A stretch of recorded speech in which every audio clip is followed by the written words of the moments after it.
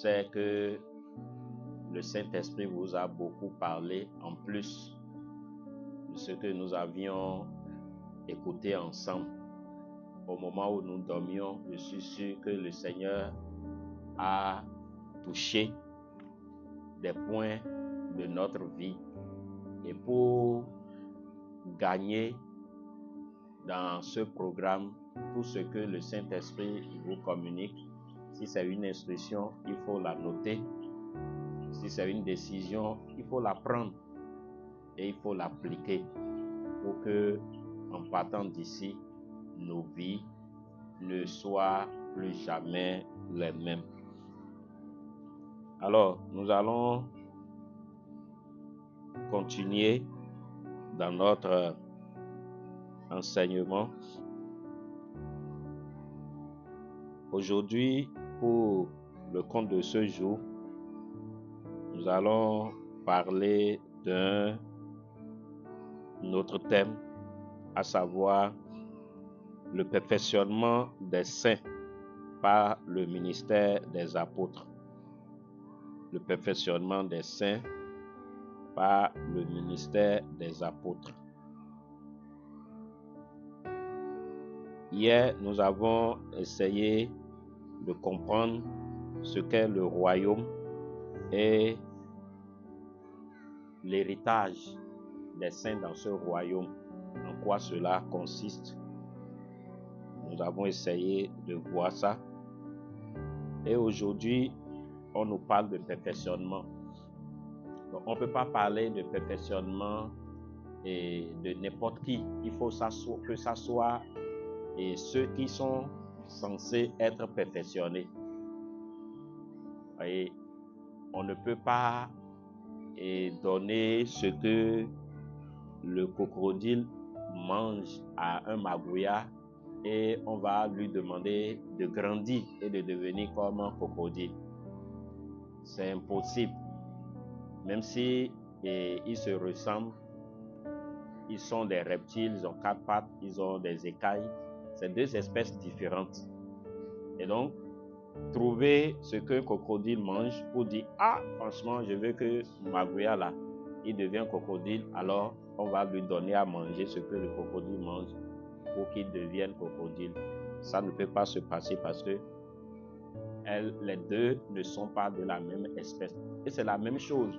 On ne peut pas parler de perfectionnement et si on n'est pas premièrement saint. Et hier, nous avons pris le temps de montrer comment on doit être saint. Donc, les saints doivent être perfectionnés.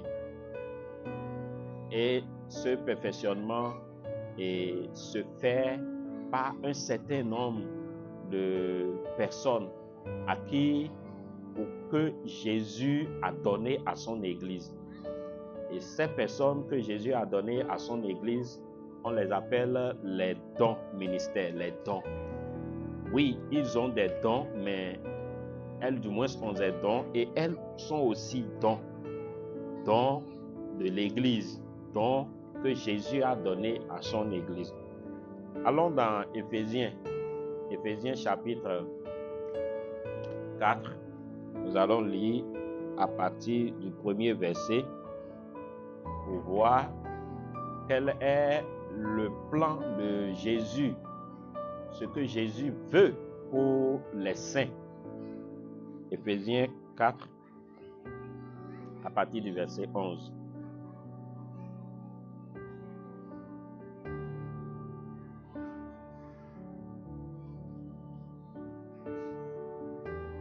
Oui, qui a trouvé un peu lire.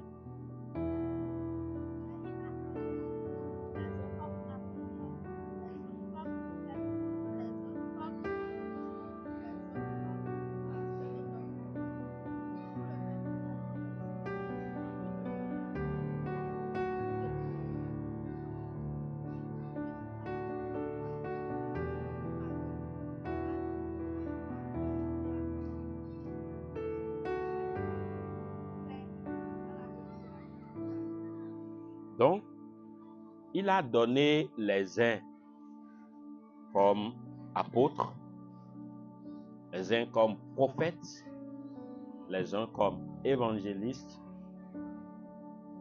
docteur et pasteur. Donc on voit que ça fait 5.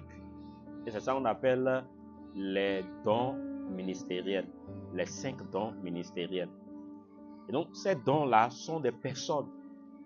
Donc Jésus, dans son église, c'est-à-dire l'ensemble des membres de son corps, il appelle les gens, il dit, toi, tu es apôtre.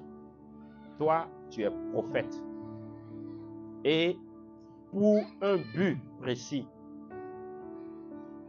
Ce but, c'est pour le perfectionnement des saints en vue de l'œuvre du ministère. Alors cela veut dire que quand on est saint, et ce n'est pas la finalité. Donc quand quelqu'un est né de nouveau, c'est un gâchis que la personne reste à ce point, qu'il soit content ou bien qu'elle soit contente seulement de dire « Ah, je suis né de nouveau ». Et ça s'arrête là. Non. Le ciel attend de lui qu'il devienne un instrument. Dieu attend de chacun de nous qui avons reçu la grâce d'être nés de nouveau. Dieu attend de nous qu'on devienne des personnes adultes. C'est pourquoi hier on parlait de parfait.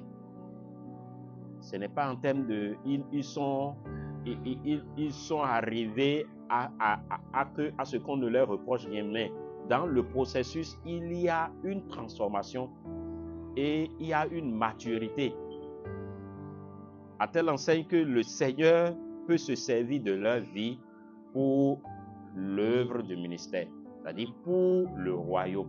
Donc quand tu es né de nouveau et que les années passent et tu n'es utile à rien dans le corps de Christ, au contraire, tu es vraiment un casse-pied. Parfois, on te regarde le nombre d'années que tu as déjà fait dans le Seigneur. Tu n'es pas exploitable. Tu n'es pas un bénéfice pour le royaume. Tu es là seulement. Vous voyez? C'est comme un arbre on a planté, eh bien, il refuse de grandir. Eh bien, s'il fait l'effort de grandir, il refuse de donner de fruits. Il est inutile. Donc, ce n'est pas la volonté de Jésus. Jésus, quand il est ressuscité, il savait que, son corps, c'est-à-dire l'Église, a besoin d'un certain nombre de personnes.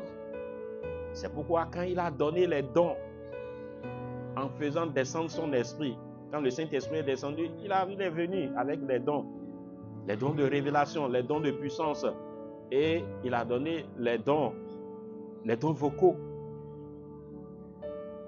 La parole de connaissance, la parole de sagesse, le discernement des esprits, le don de foi, le don de miracles, le don des guérisons, la prophétie,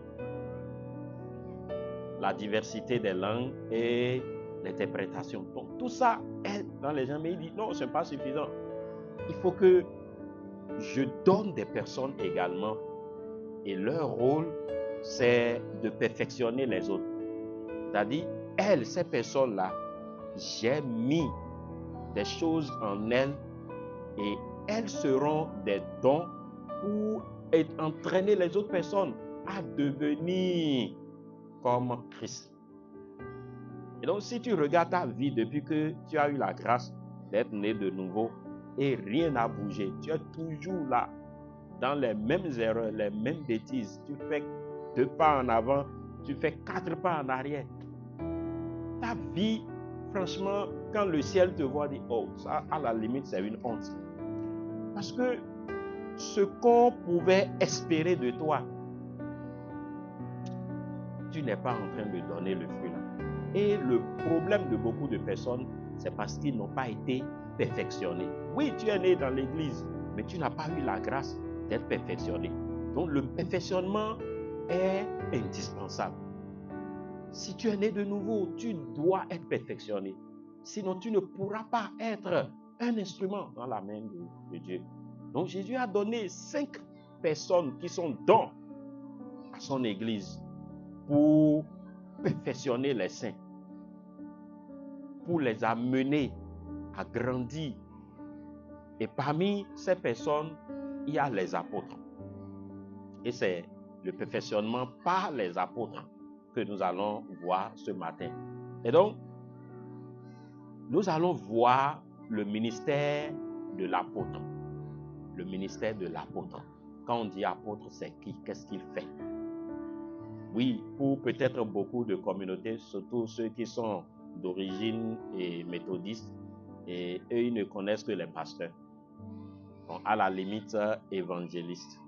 Et évangéliste, dans l'organigramme méthodiste, ce n'est pas évangéliste, et comme Jésus a donné à son église. Vous voyez, l'évangéliste là-bas, c'est celui-là qui est sous le pasteur. Or, pour Jésus, les 5 dons-là sont des dons différents.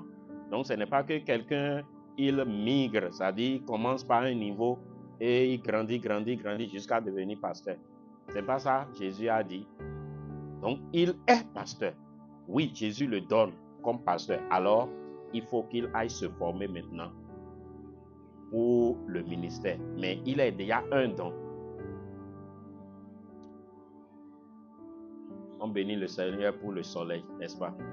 Mais on peut faire un pas en arrière, puisque ce n'est pas une punition. Ou bien vous avez besoin de la vitamine D ou bien E. Quelle vitamine il y a dans le soleil? Dites, quelle vitamine il y a dedans? C'est D, non? D'accord? Pour ceux qui ont besoin de la vitamine D, restez sur place. Ceux qui en ont déjà, vous pouvez faire un pas en arrière. Alors, le don de l'apostolat. Donc, c'est ça, ce que l'apôtre fait, c'est de l'apostolat.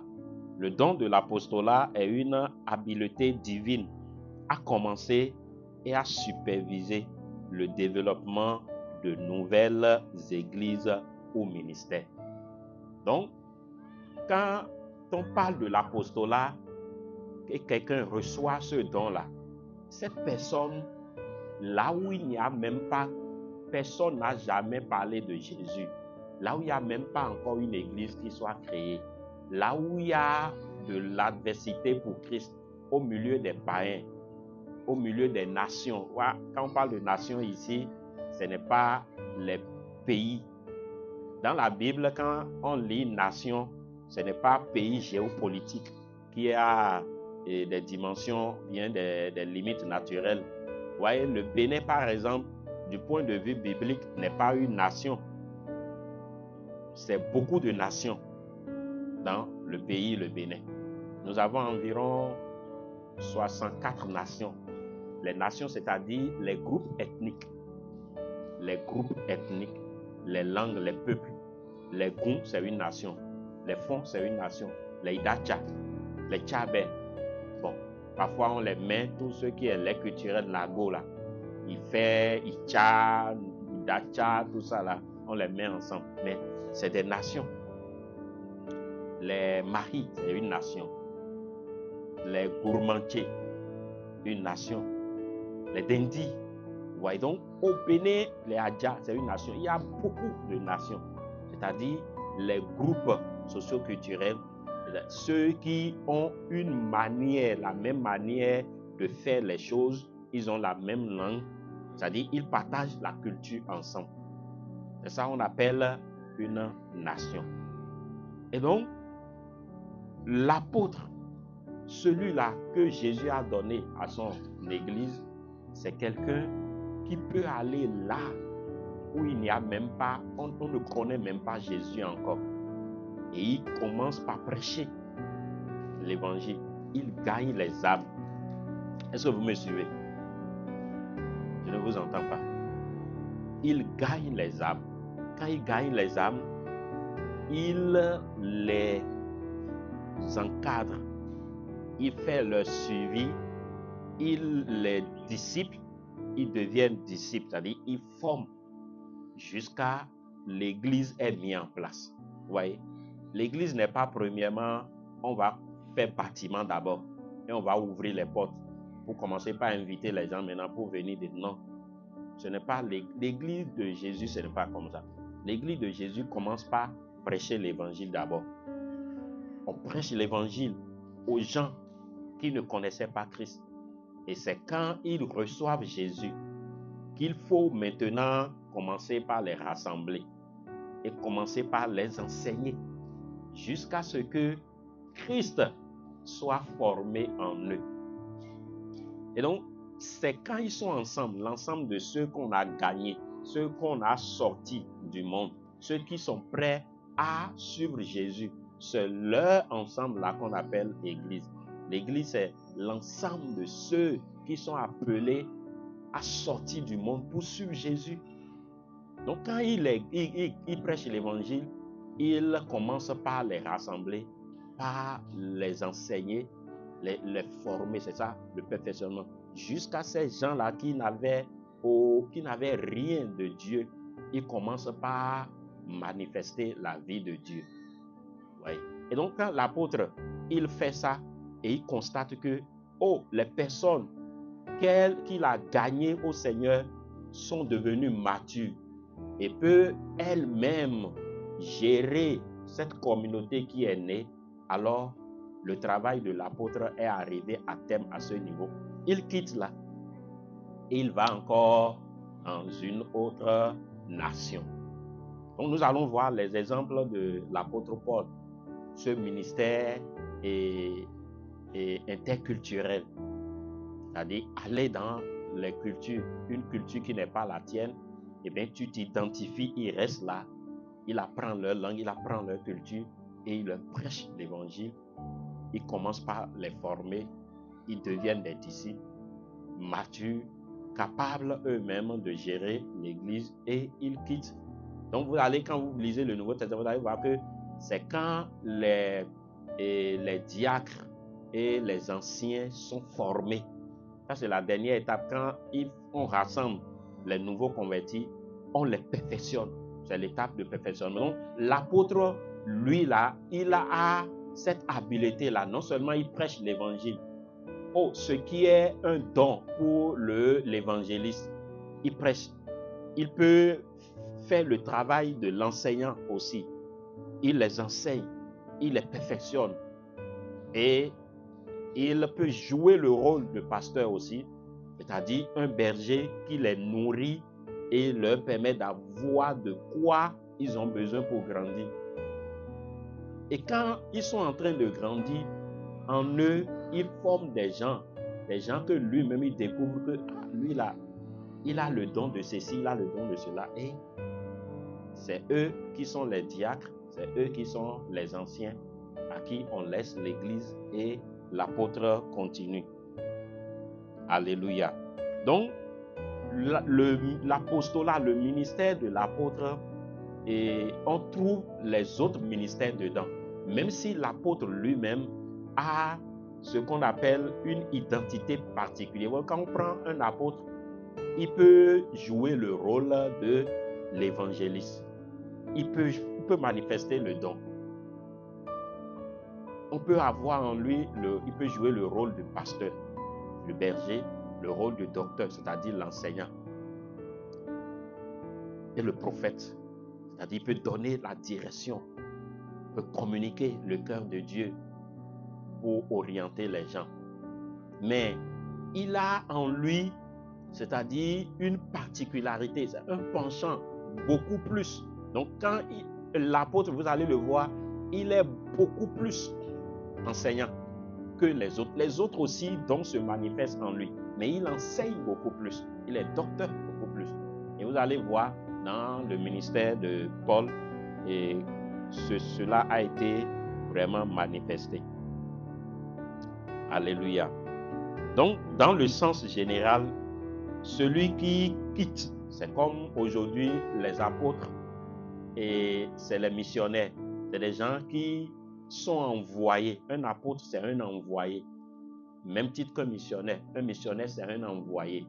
Quelqu'un qui va dans une autre culture pour implanter une église dans un lieu non évangélisé. Donc, aujourd'hui, le missionnaire est un apôtre. Il peut lui-même aller là où il n'y avait même pas d'église. Et il peut commencer un travail. Alors, l'apôtre, c'est des personnes qui sont habituées à la souffrance du terrain. Parce que arriver dans un environnement auquel vous n'êtes pas habitué, eh bien, il y a beaucoup de difficultés. Mais le cœur est déjà préparé pour ça parce que le Seigneur a déjà formé beaucoup de choses en eux. Alors, son ministère, il faut aider ceux qui dorment. Il semble que la prêcheure est en train d'aider beaucoup à dormir. Donc, ceux qui sont en éveil, vous devez les aider aussi. Alléluia. Ou bien on va désigner quelqu'un pour faire ça. Ah oui, Ildefonse est debout. Alors, son ministère, il établit de nouvelles églises sur un bon fondement. C'est pourquoi ce n'est pas, vous allez voir, Paul a dit, à la fin là, il dit, je bénis le Seigneur que j'ai prêché l'évangile là où Christ n'a pas encore été prêché. C'est ça, c'est le travail de base. C'est ça qu'il fait. Il s'assure que, le travail n'est pas encore fait et il commence le travail. Et il établit de nouvelles églises. Donc, la finalité de l'apôtre, quand est-ce que l'apôtre, il sait que son travail est terminé? Ce n'est pas quand il vient et il a gagné les âmes, non. Il gagne les âmes, il les perfectionne, il installe l'église et il voit que l'église peut s'auto-gérer, s'auto-multiplier. Et il part. Parce qu'il sait que quand il part, ce qui est semé là, ça va continuer à prospérer. Donc, il conseille les différentes congrégations et les églises déjà établies. Donc, vous voyez, quand l'apôtre Paul, quand il a prêché l'évangile à Corinthe, il a prêché l'évangile à Éphèse, il a prêché l'évangile un peu partout, il a installé les communautés, il est parti. Vous voyez, il revient encore. Ou bien quand ils ont des problèmes, il leur envoie des lettres. C'est ce qui fait qu'on a beaucoup de lettres de l'apôtre Paul. Parmi les 21 épîtres, à lui seul, on attribue 13. Parce qu'il envoie des lettres. Ça peut être des séculaires, c'est-à-dire une lettre qui parle à toutes les églises qu'il a mis en place parce qu'il a constaté qu'il y a un défi. Et il y a même des lettres qui sont spécifiques à certaines églises. Il en a envoyé une ou deux. Par rapport pour l'église de la Corinthe, il a envoyé deux. 2 Corinthiens, 2 Thessaloniciens, 2. Juste pour les appuyer, pour les aider. Donc, il continue à assister les églises. L'apôtre enseigne et entraîne lui-même de nouveaux ouvriers. Donc, quand quelqu'un a le don de l'apôtre, quand il est apôtre, il peut facilement voir le don là se manifester dans les gens et les aider. Et il l'entraîne. Et il peut susciter, quand il voit quelqu'un qui est don de l'apôtre. Il n'a pas le don de l'apôtre, mais il est le don là. C'est différent de avoir les dons. Nous sommes les ministères, c'est le don, c'est la personne. Alors, les dons spirituels, c'est la personne a les dons spirituels. J'espère qu'on est en train de se comprendre. Gloire à Jésus. Donc, il consacre, l'apôtre, il ordonne les responsables. Donc, quand il fait son travail, jusqu'à la fin, il voit que les gens sont matures et il peut gérer. Donc, il ordonne les responsables. Et désormais, telle personne qui est ordonnée sait que c'est elle qui doit prendre de la responsabilité pour conduire l'église. Donc, il joue le rôle de père dans la famille générale de Dieu. C'est pourquoi on les appelle les pères. Vous voyez, quand Jésus voulait partir, c'est à eux que Jésus a laissé l'église, les 12 là, les apôtres. Vous voyez, c'est des pères, c'est des gens qui sont investis d'une autorité. C'est quelqu'un que l'église peut solliciter pour avoir les conseils, car l'église reconnaît la grâce de Dieu dans sa vie. Gloire à Jésus. L'apôtre peut avoir les éléments des 4 autres dons, comme je l'avais dit. C'est-à-dire, il peut agir comme évangéliste. L'évangéliste, son don, c'est aller gagner les âmes. Lui, là, c'est comment faire pour prêcher l'évangile et gagner les âmes. Mais l'apôtre a ça aussi, il peut agir, il peut gagner de nouveaux convertis. Il peut manifester le don enseignant, c'est-à-dire il instruit le peuple de Dieu dans la saine doctrine. Donc l'enseignant, c'est comme ça. Le don de l'enseignant, l'enseignement, c'est amener les gens à la compréhension de la parole. Il faut que la parole soit expliquée de manière claire. Quand quelqu'un est enseignant, quand il enseigne, oh non, on est à l'aise parce qu'il vous amène à comprendre les choses de manière très claire. Donc, l'apôtre aussi manifeste ça. Comme prophète, il apporte la direction et la correction avec l'autorité divine. Donc, l'apôtre lui-même peut donner la direction. Le Seigneur, quand on parle de prophétie, c'est révéler le cœur de Dieu. C'est-à-dire, Dieu a quelque chose dans son cœur, mais il communique ça à quelqu'un qui peut donner. Et cela sert à orienter le corps de Christ. Donc, l'apôtre peut aussi, comme le pasteur, il veille sur le travail des dirigeants qui ont été consacrés. Donc, voilà un peu son ministère. Donc, l'apostolat, c'est un don. C'est un don. Si le Seigneur ne t'a pas donné comme apôtre, tu ne peux pas. Même si tu vas à l'école et tu vas apprendre ça, ça ne va pas couler. C'est d'abord un don. Mais quand ce don-là, tu es le don, tu suis celui qui a le don. C'est pourquoi quand quelqu'un a le don, de prophète par exemple, pour que ce don-là, il sache comment ce don-là se manifeste, il faut qu'il reste à côté d'un prophète pour voir comment le don de prophétie. Vous avez vu le prophète et vous avez vu Élie et Élisée.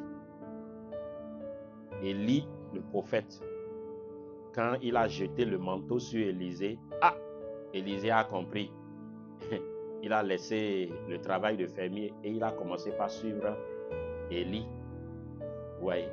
C'est en suivant Élie que Élisée sait comment le ministère prophétique du prophète se manifeste.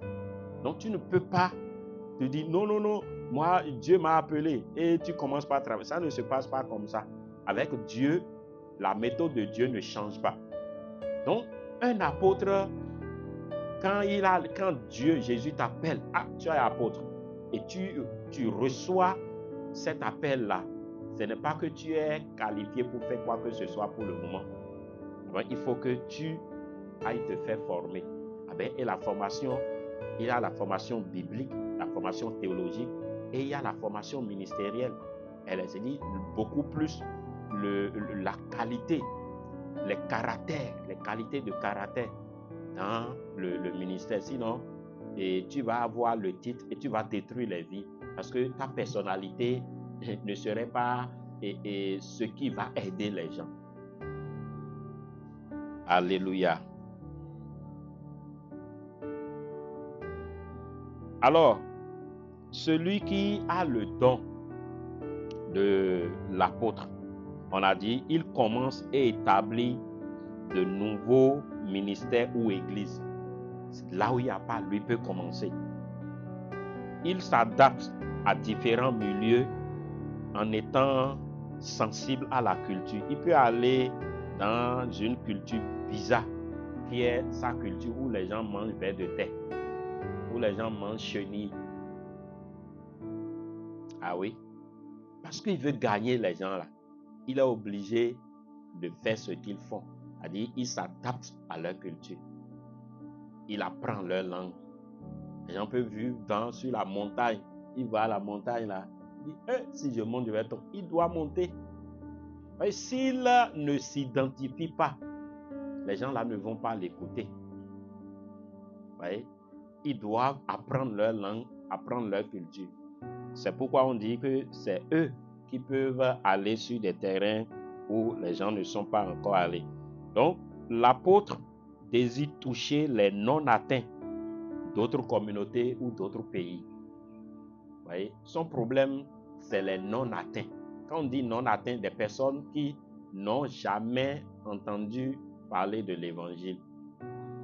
Et les personnes, peut-être dans leur nation, leur culture, il n'y a pas une église capable de se lever elle-même pour aller prêcher l'évangile et gagner d'autres personnes. Donc, la notion de non atteint. Oh, pourquoi tout le monde dort ce matin comme ça? C'est la veillée ou bien c'est quoi? On peut se tenir debout. Il y a beaucoup de place. La cour est vaste. Hein? Tenons-nous debout. Tout compte fait, moi-même, je suis debout. Eh bien, ça va être peut-être spectaculaire. Mais le Seigneur sera content parce qu'on a pris une position qui va nous permettre de l'écouter. Gloire à Jésus. Est-ce que tu peux acclamer le Seigneur? Alléluia. D'accord. Ce n'est pas une punition. Quand tu es fatigué, tu peux t'asseoir. Juste pour lutter contre le sommeil. Si tu sais que en t'asseyant, ça peut aller, tu peux t'asseoir. Sentons-nous libres, mais suivons. C'est le plus important. Sœur, tu vas t'asseoir, non? Mais tu peux rester un peu debout. Ça peut aller. Super. Donc, les non-atteints, on dit qu'un peuple est non-atteint lorsque, au milieu de ce peuple-là, ou bien de cette nation, tout à l'heure, quand j'ai parlé de nation, j'ai dit que ce n'est pas pays, non. Nation, là, qu'est-ce que j'ai dit, si vous me suivez? Les ethnies, les groupes ethniques. Voyez? Donc, on dit, si je suppose que, les Bariba ne sont pas atteints, ou bien les Dindis ne sont pas atteints par l'évangile. Ça veut dire que quand on voit les Dindis là, au milieu des Dindis, même s'il y a une église, on ne va pas dire qu'ils sont atteints. Ils seront atteints lorsque l'église là, les gens qui ont reçu l'évangile, peuvent se lever eux-mêmes sans apport extérieur, sans que personne ne vienne les aider. Ils se lèvent eux-mêmes pour aller prêcher l'évangile à d'autres personnes qui ne sont pas encore gagnées à Christ. C'est en ce moment-là on peut dire, cette nation-là est atteinte, ou ce peuple est atteint par l'évangile. Je reprends. On dit un peuple est non atteint par l'évangile lorsque, en son sein, il n'y a pas une église viable, vivante, capable de se lever sans apport extérieur pour aller gagner les autres membres de cette nation. C'est en ce moment on dit que ce peuple-là, il n'est pas atteint par l'évangile. Mais on dira que le peuple est atteint par l'évangile quand? Lorsque à l'intérieur de ce peuple-là, il y a une église viable qui peut s'auto-gérer, une église qui peut se lever et aller prêcher l'évangile à d'autres membres de cette nation sans apport extérieur. Vous voyez la nuance? Qui n'a pas compris? Donc tout le monde a compris. Gloire à Jésus. Ok, on peut s'asseoir. Asseyez-vous. Donc, l'apôtre va dans les endroits où les peuples ne sont pas encore atteints. Oui, la présence d'une église dans un peuple ne suffit pas que le peuple est atteint. Vous savez généralement comment les églises se mettent ensemble. Une église méthodiste est au sud, maintenant on va dire, il n'y a pas d'église et c'est pas moi. Dans quelle localité maintenant, et quelqu'un va aller là-bas et il va construire et on va mettre l'église. Vous voyez? Et on va installer l'église là-bas. C'est une annexe de l'église qui est ici. Et on a fait un pasteur là-bas. Et bien il sera là. Puisque le programme qui se déroule ici, c'est le même programme là qui va se dérouler là-bas. L'église est là, mais à l'intérieur là, vous n'allez pas voir les autochtones dans l'église. Ça, ce n'est pas une église atteinte. Vous allez voir beaucoup d'églises qui sont, je peux voir une église à Dassa Zoumé par exemple, et vous n'allez pas voir les Idacha dedans. Vous allez voir peut-être les gens qui, pour des raisons de travail, ont été affectés ils étaient à Cotonou, mais ils ont affecté là-bas. Donc, ils vont au culte là-bas. Donc, l'église est, et ce n'est pas les autochtones, c'est plutôt ceux qui ont migré.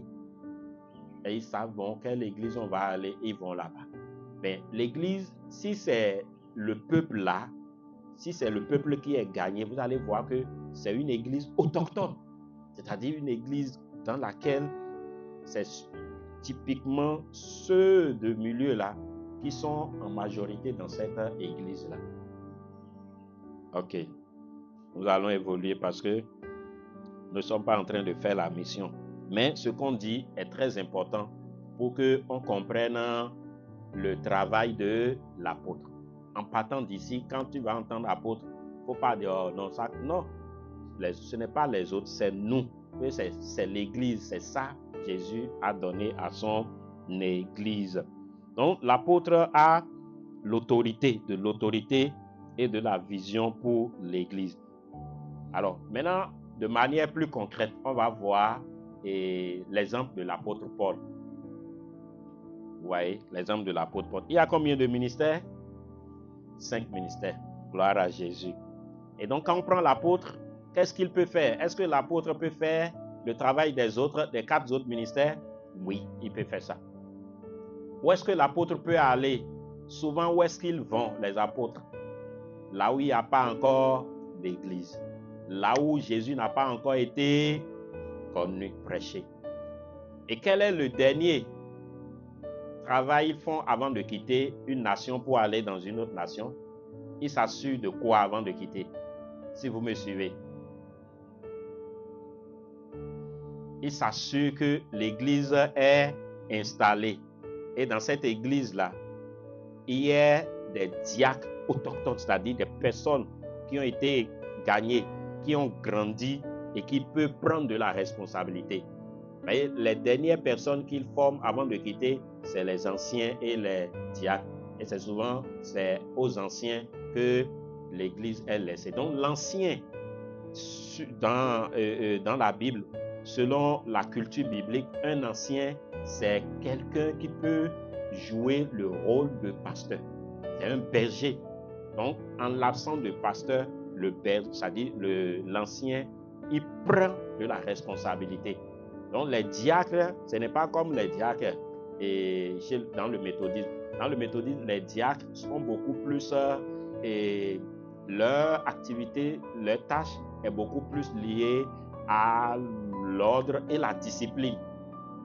Les diacres, les premiers dans Actes chapitre 6, là, vous avez vu, on les a nommés pour s'occuper de la gestion, un peu de la logistique.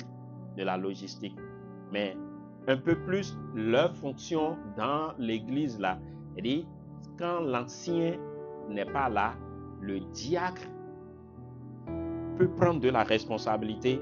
Donc, ça veut dire que du point de vue connaissance biblique et capacité d'enseigner, le diacre est moulé dedans, ce qu'on ne trouve pas généralement avec les diacres dans le milieu méthodiste. Est-ce qu'on est d'accord? Alors, voyons Paul maintenant, l'apôtre Paul, puisque parmi les apôtres, il a fait beaucoup pour le Seigneur. Le Seigneur lui a fait grâce de faire. Et donc, si on doit prendre des exemples qui vont nous aider à comprendre le ministère de l'apôtre, c'est beaucoup plus avec lui. Oui, les autres aussi ont fait. Vous voyez, les autres ont fait. Quand on prend l'apôtre Jacques, par exemple, quand les autres sont partis, c'est Jacques qui est resté à Jérusalem. Et quand il y a des conflits, il y a des problèmes, vous voyez, l'autorité que Jacques avait fait que les défis étaient relevés.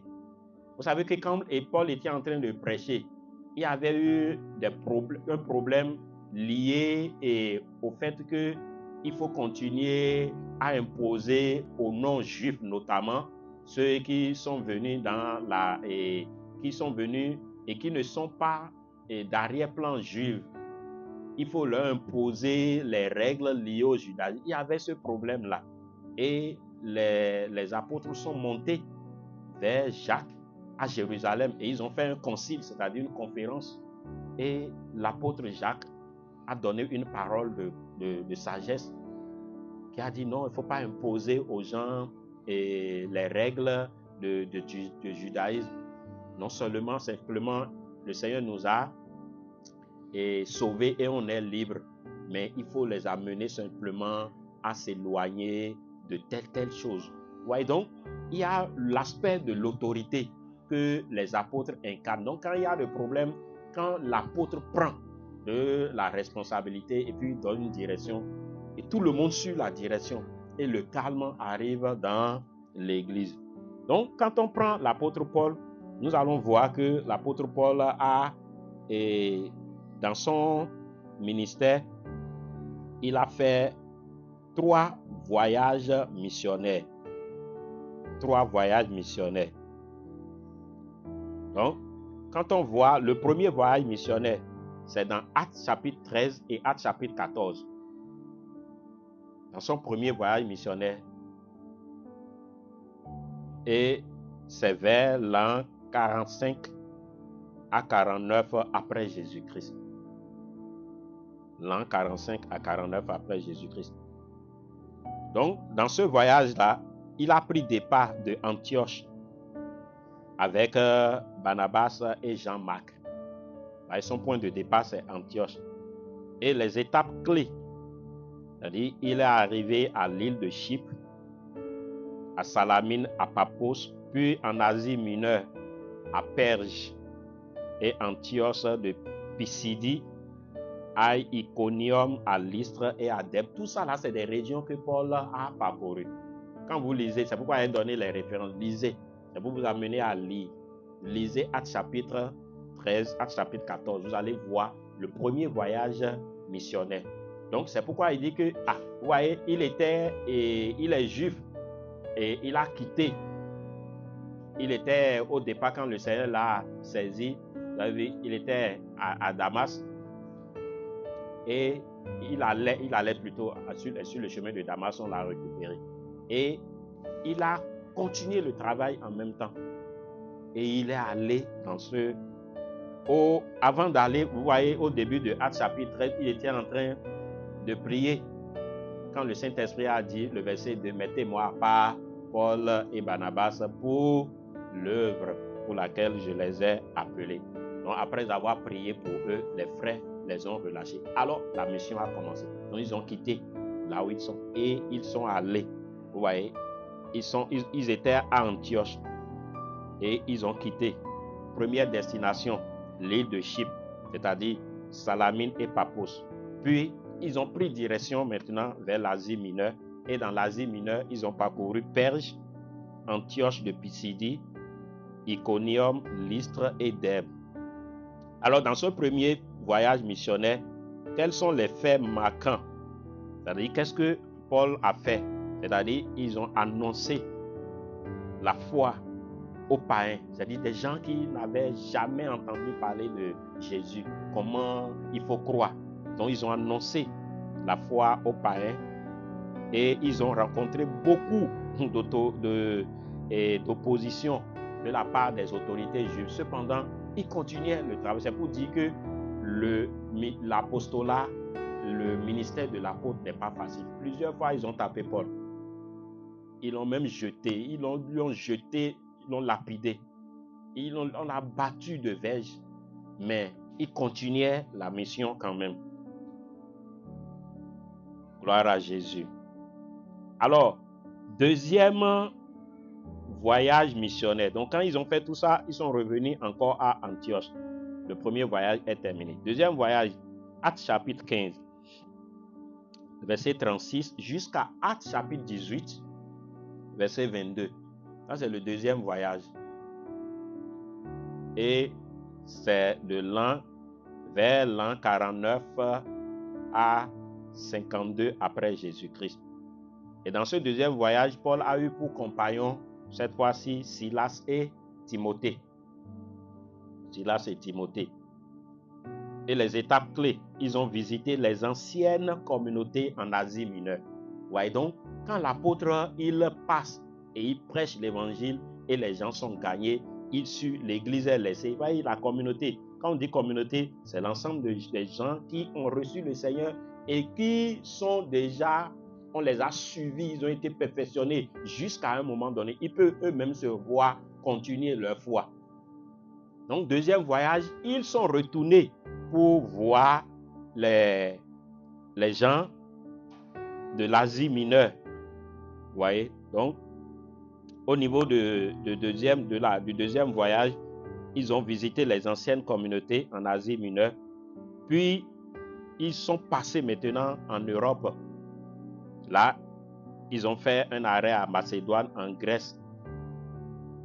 En Macédoine et en Grèce. Puis, les villes de Philippe, de Thessalonique, de Bérée, d'Athènes et de Corinthe. Tout ça là, ils ont parcouru tout ça lors du deuxième voyage et prêcher l'évangile, gagner des âmes. Et les faits marquants, vous allez voir que au cours de ce deuxième voyage là, Paul, un Macédonien, dans la vision, il a vu un Macédonien qui dépasse pour nous sauver à la Macédoine. Alors que Paul voulait aller dans un autre endroit, le Saint-Esprit refusait. Et c'est dans la nuit là qu'il a eu la vision de ce Macédonien. Donc, ils ont posé aussi quelques fondations des églises européennes majeures. Et au cours de ce deuxième voyage, là, Paul a rédigé les premières épîtres aux Thessaloniciens. Vous voyez, dans le Nouveau Testament, les deux épîtres aux Thessaloniciens sont les plus anciennes. Donc, on n'a pas suivi leur ancienneté pour les mettre dans le Nouveau Testament. Donc, c'est au cours de ce deuxième voyage missionnaire que Paul a écrit. Donc, vous voyez, en allant, il a vent des difficultés des églises ou bien des communautés qu'il a déjà installées. Alors, puisque le voyage ne lui permet pas d'aller, il peut envoyer des circulaires, des lettres pour les éclairer par rapport aux situations qu'il rencontre. Alors, troisième voyage missionnaire, de Actes chapitre 18, verset 23 à Actes chapitre 20, verset 38. Actes 18, 23 à Actes 20, verset 38. Et c'est vers les années 52 à 57 après Jésus-Christ. Là, le centre d'action, c'est Éphèse, en Asie mineure, c'est-à-dire là où ils sont allés. Et les étapes clés, c'est-à-dire ils ont fait un séjour prolongé de plus de 2 ans à Éphèse. Ils ont traversé la Macédoine et ils sont arrivés à la Grèce. Puis ils ont fait le voyage de retour vers Jérusalem. Donc, quels sont les faits marquants lors de ce troisième voyage missionnaire? C'est-à-dire le ministère intense. Ils ont beaucoup plus prêché l'évangile et gagné des âmes. Et aussi, il y a eu des oppositions, notamment des orfèvres qui se sont levés contre eux à cause du temple de Artémis, la déesse là, où on dit que il y a un monsieur qu'on appelle Démétrius qui dit que Paul est venu pour arracher leur gagne-pain parce que Paul prêchait contre les statues, alors que c'est un orfèvre. Il utilisait de fer ou bien des matières pour pouvoir fabriquer une tente qu'on appelle la tente de la déesse Artémis, et cela leur procurait beaucoup d'argent. Mais quand Paul prêchait contre cela, ils se sont levés et cela a valu beaucoup de difficultés. On les a pris et puis ils ont été enfermés. Donc il a écrit plusieurs lettres, c'est-à-dire épîtres aux Romains et aux Corinthiens. Donc, l'une des tâches des apôtres, quand on dit le perfectionnement, on a vu Paul l'apôtre, quand il faisait son ministère, il a fait les disciples. C'est-à-dire le perfectionnement, c'est le fait de rendre parfait, d'amener des gens à devenir meilleurs. Donc, Paul a fait des disciples. La formation des disciples, c'est-à-dire des gens qu'il a gagnés au Seigneur, il les a aidés à grandir dans le Seigneur. Et leur foi était devenue une foi beaucoup plus stable dans le Seigneur. Au point où même si Paul les lâche, il ne peut plus continuer à retourner dans le monde. Donc, au cours de ces voyages, Paul a fait des disciples comme Timothée, Tite, Silas. Et il y en a même des femmes qui étaient en train de le suivre. Il y a une femme d'affaires nommée Lydie et un couple marié, Priscille et Aquilas. Et toutes ces personnes, quand ils ont écouté Paul, ils l'ont suivi et Paul les a mieux enseignés sur la voie. Donc, il est arrivé même que quand les gens de la synagogue ne lui donnaient pas accès pour former les disciples, Paul est allé dans une école. Quand il a découvert que dans ces synagogues-là, les gens n'étaient pas disposés pour qu'ils forment les disciples, il est allé à l'école de Tyrannus. Vous voyez, quand on lit Actes chapitre 19, Actes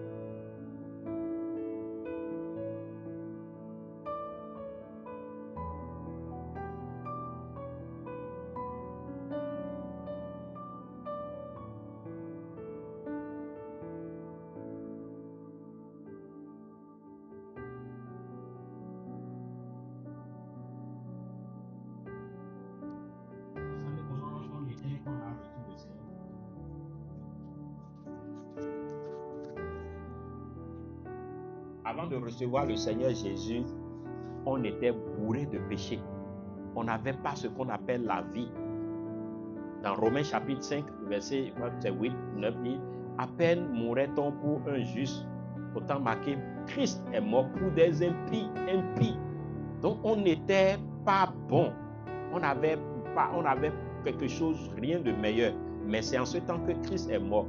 Alors le perfectionnement, le travail d'un apôtre va permettre à quelqu'un qui vient à peine de sortir de la tradition, quand on va l'enseigner, on va lui montrer comment on marche dans le Seigneur, comment on parle, comment on vit, comment on fait des choses. Vous allez voir, au bout d'un certain temps, sa vie va changer. C'est ça le perfectionnement. Et c'est un processus. Et on ne peut pas forcer quelqu'un pour le perfectionner. Vous voyez, les disciples que Paul a perfectionnés au bout de 2 ans dans l'école de Tyrannus sont devenus des gens qui ont révolutionné la zone quand Paul est parti. Pourquoi il a pris 2 ans? Parce que il faut perfectionner, il faut rendre meilleur. Il n'y a pas quelque chose de Christ en eux, mais quelqu'un doit apporter cela. Donc au jour le jour, il se voyait. Donc tout à l'heure, on va voir quelle est la méthode que Jésus a mis en place pour perfectionner. Et c'est cette méthode-là que Paul a utilisée ici. Alors, quel est le but du perfectionnement? Pourquoi on doit perfectionner les disciples? Pourquoi on doit perfectionner les saints? Pourquoi on ne va pas laisser les gens comme ils sont venus au Seigneur? Oh, on l'avait lu tout à l'heure, mais on va revenir là-dessus. Allons dans Éphésiens chapitre 4. Pourquoi le perfectionnement n'est pas facultatif Eh bien, et puis c'est nécessaire. Qu'est-ce qu'on cherche à perfectionner les gens? Actes chapitre 4, on lit seulement les versets 11 et 12. C'est dans le verset 12 là qu'il y a la réponse. Éphésiens 4, 11. 11, 12.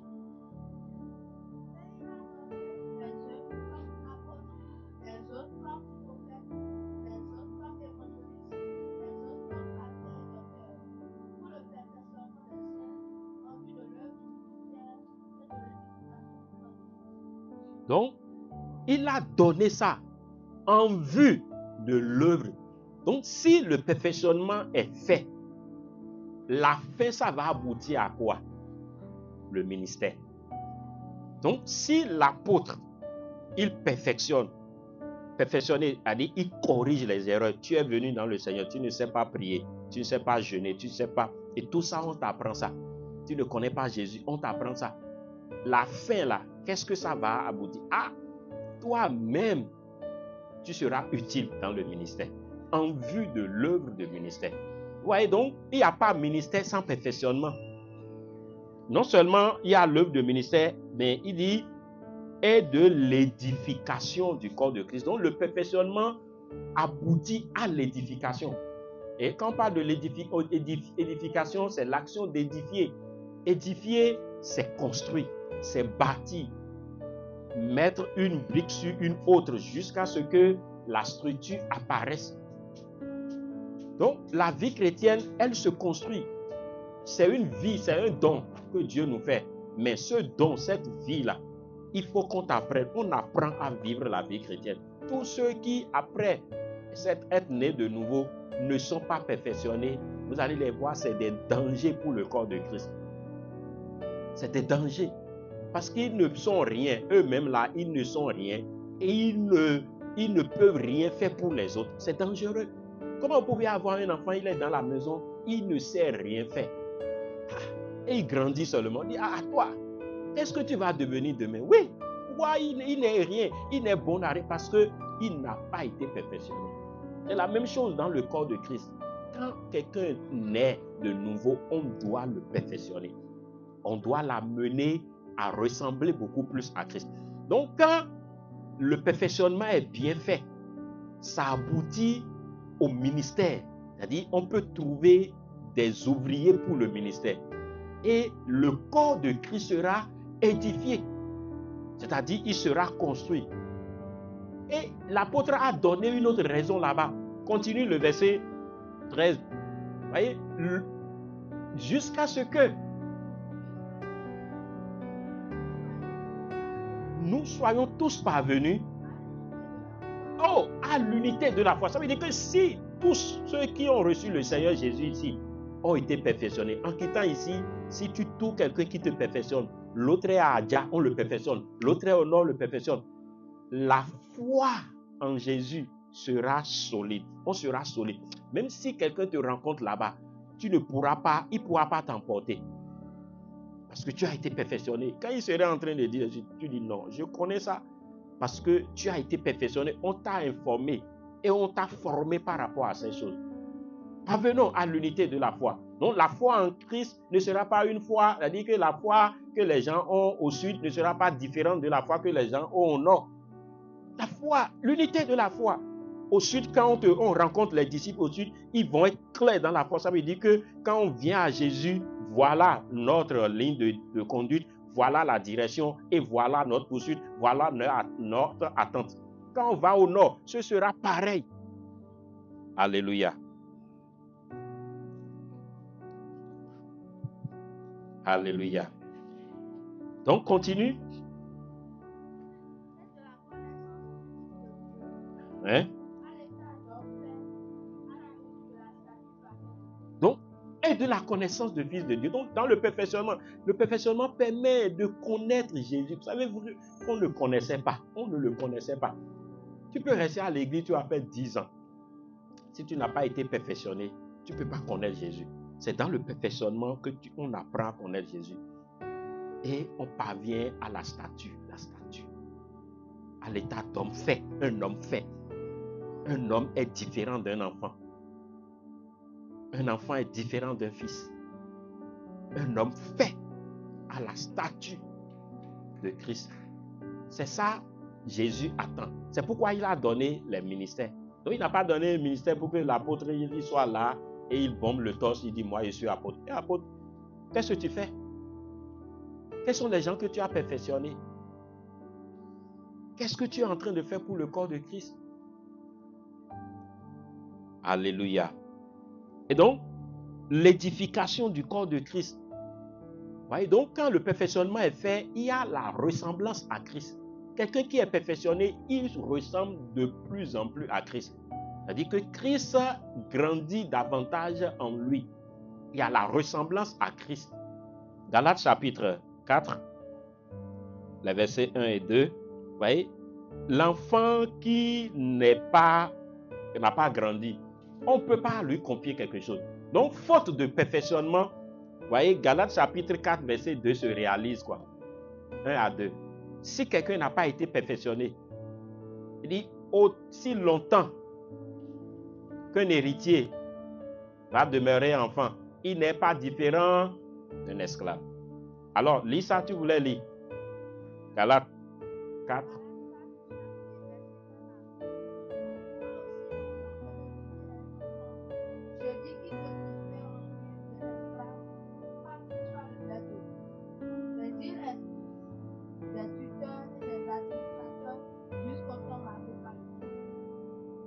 Donc, il ne diffère pas.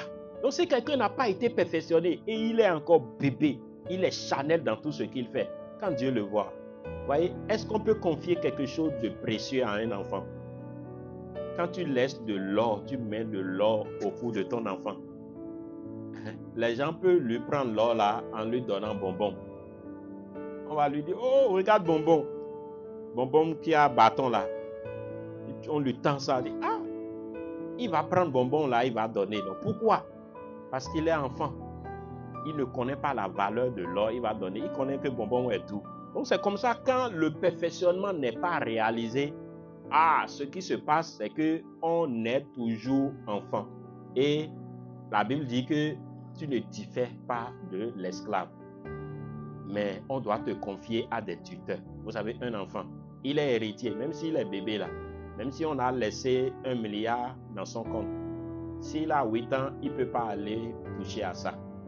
S'il a besoin d'argent pour payer sa scolarité, qui va faire ça pour lui? Tuteur. Un administrateur. Si l'administrateur est fâché contre lui, vous imaginez ce qui va se passer. Cette année-là, il ne pourra pas payer scolarité. Et pourtant, il a l'argent. Il a de l'héritage qui est là. Pourquoi il ne peut pas jouir de l'héritage? Il est encore enfant. Oh, pardon, il ne faut pas rester enfant. Il y a beaucoup de choses dans le royaume que le Seigneur a prévues pour chacun. Mais tu ne peux pas faire tant que tu n'es pas perfectionné. Tant que tu n'es pas arrivé à une maturité. Si Jésus ne voit pas une maturité en toi, il ne peut pas te confier les choses. Il y a beaucoup qui sont là en train de chanter seulement dans l'église. Or, il y a beaucoup de choses que tu peux faire. Parce que tu n'as pas été perfectionné, tu es toujours resté comme ça. Ta connaissance de Jésus, elle est minime. Tu ne connais pas Jésus. Tu n'as pas fait certaines expériences avec Jésus. Et donc, Jésus n'a pas confiance en toi. Toi-même, là, quand on te voit, tu n'as pas grandi. Christ n'est pas formé en toi. Maintenant, quand Christ n'est pas formé en toi, comment tu peux aller démontrer Christ? Tu ne vis même pas la vie de Christ correctement pour que les gens sachent que, oh, quand on te voit là, non, ça là, c'est Christ. Alors les gens pourront te faire confiance. Romains 8, verset 29. Donc, le perfectionnement est indispensable. Parce que sans le perfectionnement, on ne peut pas prendre de la responsabilité.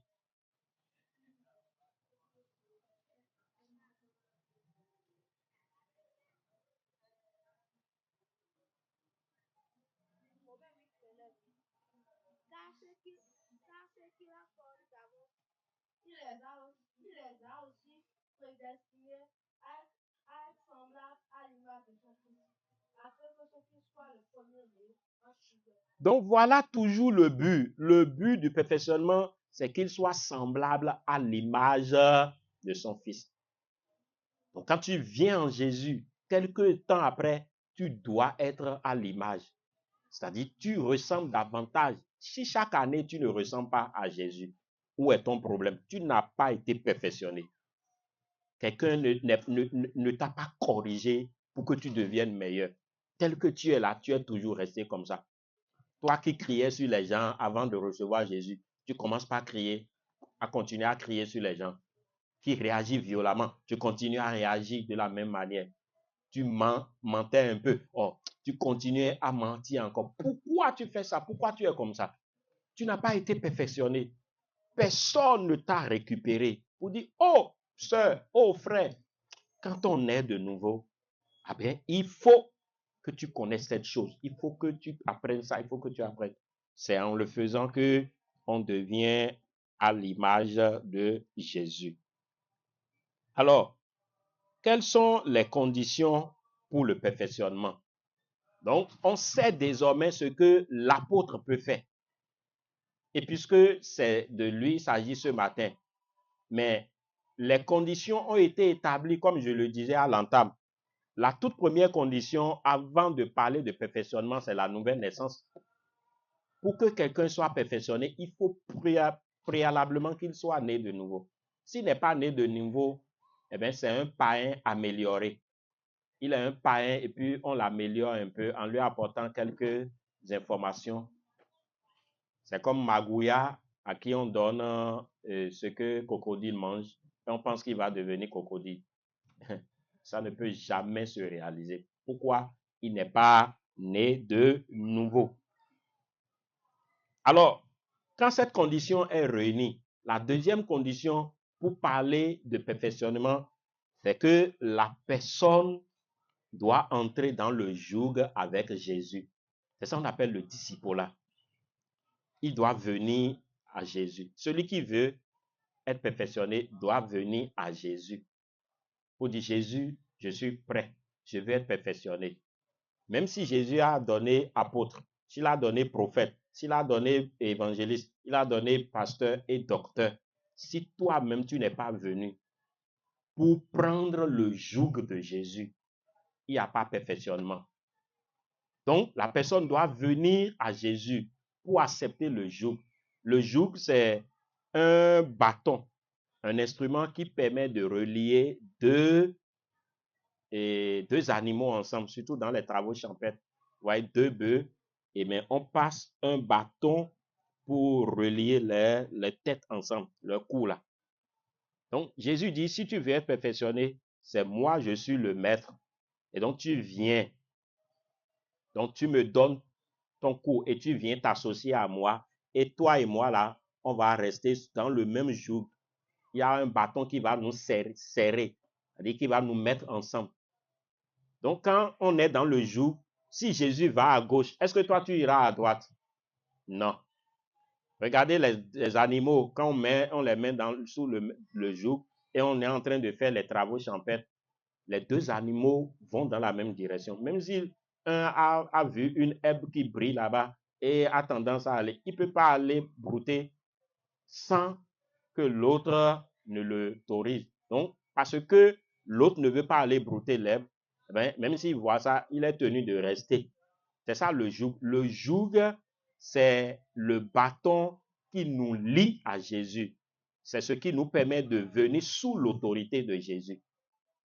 Et donc, tant que quelqu'un n'a pas accepté le joug dans son cœur pour dire, oh, je connaissais la vie que je menais avant de recevoir Jésus.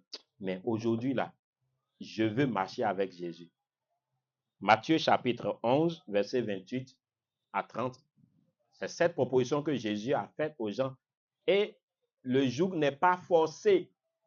Jésus propose ça seulement aux gens.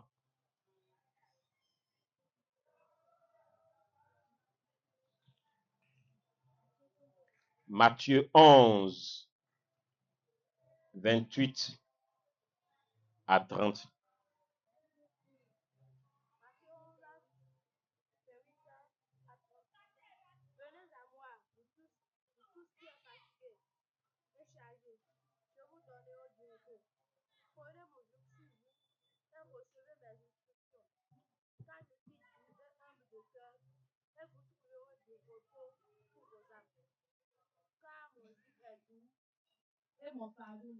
Donc Jésus dit, venez à moi. Il appelle seulement. Est-ce que tu veux être perfectionné? Viens. Ah, viens. Venez à moi, vous tous qui êtes fatigués, chargés. Et je vous donnerai du repos. Prenez sur vous mon joug. Vous voyez, on reçoit l'enseignement, l'instruction là quand? Il dit, prenez d'abord le joug. Quand vous acceptez de vous soumettre, tu dis, Jésus, je veux marcher avec toi. Je veux apprendre. Jésus dit, ah, tu es venu. Alors, tu dois recevoir mes instructions. Donc, cette méthode-là, c'est la méthode que le Seigneur a mise en place pour que le perfectionnement soit une réussite. Donc, Jésus ne court pas derrière les gens pour dire, oh, non, c'est à toi de venir. Jésus ne va pas venir à toi. Il t'a déjà donné la vie. Il est allé à la croix pour toi. Il a versé son sang. Et tu as été purifié, tu es devenu saint. Tu peux rester saint non perfectionné. Oui, il y a des saints non perfectionnés, mais c'est un gaspillage. Un saint non perfectionné, qu'est-ce qu'il peut faire pour Jésus? Qu'est-ce qu'il peut faire dans le corps de Christ? Un saint non perfectionné. Qu'est-ce qu'il peut faire dans le royaume? Si le royaume a besoin des gens à envoyer à parcours pour gagner des âmes, pour évangéliser, est-ce qu'un saint non perfectionné peut aller là-bas? Et pourquoi il ne peut pas aller là-bas pour faire ça? Oui? Il n'a pas été équipé. Il ne s'est pas rendu semblable à Christ, semblable à l'image. Vous savez que quand on est équipé, quand on est perfectionné, quand on te corrige, on corrige des erreurs, on t'améliore, c'est en vue de l'œuvre de ministère. C'est pour aller, le ministère c'est ça, pour aller gagner des gens. Mais toi, tu es resté saint. Oh, tu es content. Un saint qui chante dans la chorale seulement. Un saint qui est dans l'école de dimanche seulement. Et c'est fini. Tu n'es pas perfectionné. C'est-à-dire, tu n'as pas décidé un jour pour dire, aujourd'hui, là, je vais prendre le joug. Oh, le joug, là, c'est une décision. Tu dois décider d'aller vers Jésus. Mais Jésus n'est plus sur la terre. Vous voyez, Jésus a donné les dons. Il n'est pas sur la terre, mais les apôtres sont là, les prophètes sont là, les évangélistes, les docteurs, les pasteurs, ils sont là. Donc, c'est eux, à eux maintenant le travail. Donc, pour être perfectionné, il faut aller vers. Donc, il faut discerner que celui-là, il est en train de marcher avec Jésus. Oh, je vais suivre Jésus à travers sa vie. Alléluia. Est-ce que tu es là? Alors, on va voir la méthode de perfectionnement de Jésus. Puis c'est lui qui est... Est-ce que Jésus est un apôtre? Ah oui, Jésus a manifesté tous les dons ministériels. Lui seul est apôtre. Jésus allait là où personne ne le connaissait, il allait là-bas. Il prêche l'évangile, il fait. Jésus, il enseignait. Jésus, il guérit. Il faisait tout, tous les ministères. Donc lui qui est le grand apôtre, le grand pasteur des brebis, on va voir comment lui-même, il a fait le perfectionnement. Est-ce que Jésus a fait le perfectionnement? Oui, Jésus a fait le perfectionnement. Quand il a appelé les gens là, on va voir la méthode qu'il a placée. Premièrement, Jésus a fait ce qu'on appelle le discipulat relationnel. Donc, discipulat, ça veut dire quoi? C'est le perfectionnement sur un temps donné, mais avec quelqu'un qui te regarde comme son maître. C'est ça le discipulat. Il veut ressembler à Jésus, mais en regardant à ta vie. Donc, c'est un processus, le discipulat. C'est un processus. C'est un processus intentionnel dans lequel un élève accepte de se faire former par un maître. Oui? Et Jésus a fait le perfectionnement ou bien Jésus est la perfection? Jésus a fait le perfectionnement. Il a perfectionné, il a fait. Il a perfectionné les disciples. Ce n'est pas lui-même qui s'est perfectionné. Je n'ai pas dit Jésus s'est perfectionné. Jésus a fait le perfectionnement aux autres. Lui n'a pas besoin d'être perfectionné. Il a perfectionné les disciples dans la relation. J'espère que c'est bien compris maintenant. Voilà.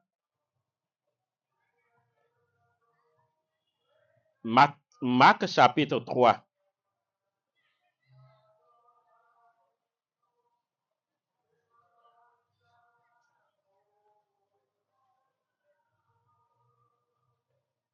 Versets 14 à 15, Marc 3.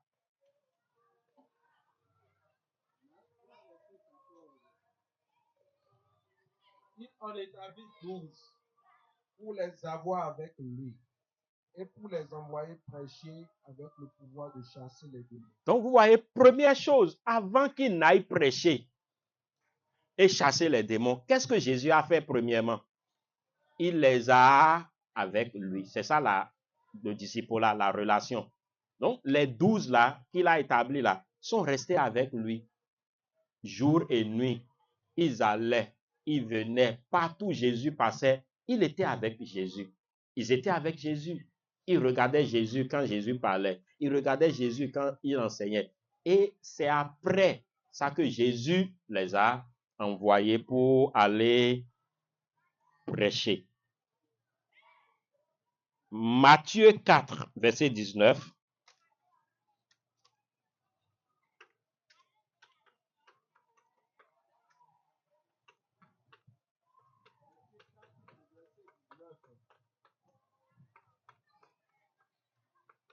Il leur dit, suivez-moi et je vous ferai pêcheurs d'hommes. Donc, il leur dit, quand il les a vus, André et son frère, Simon, les autres là, les filles de Zébédée, suivez-moi.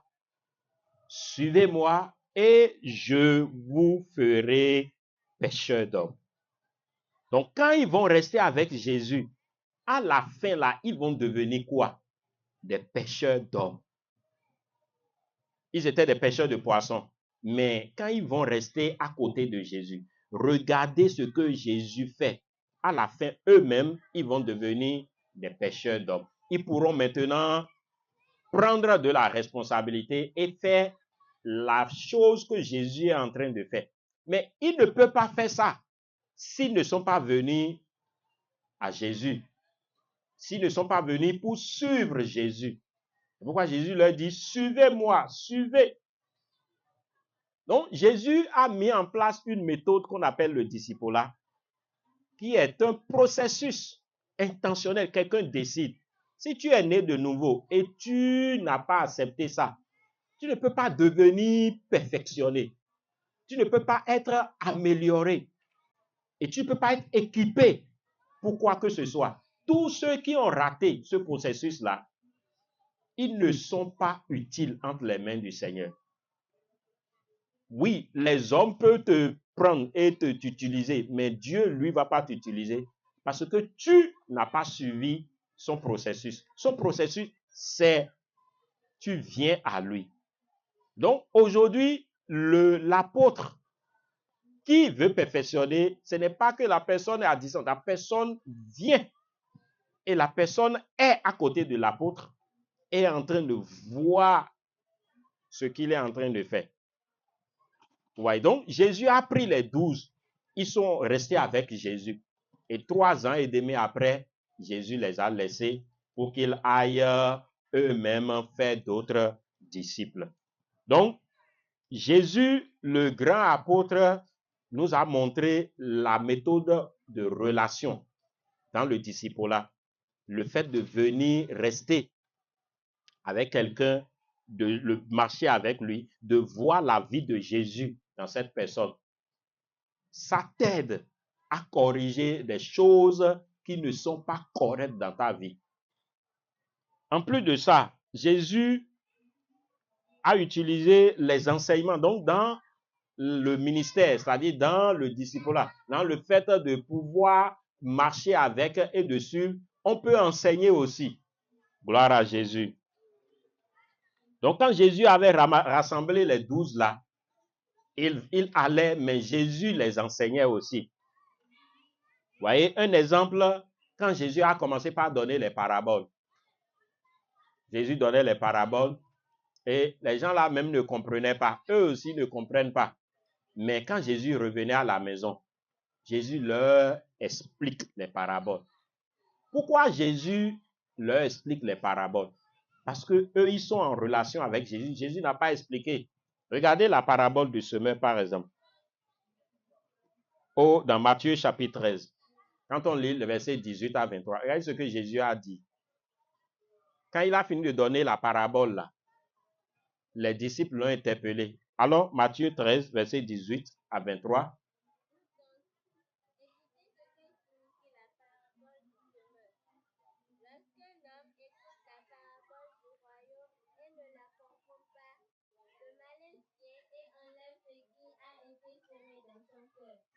Cet homme est celui qui a reçu la semence le long du chemin. Celui qui a reçu la semence dans les endroits pierreux, c'est celui qui entend la parole et la reçoit aussitôt avec joie.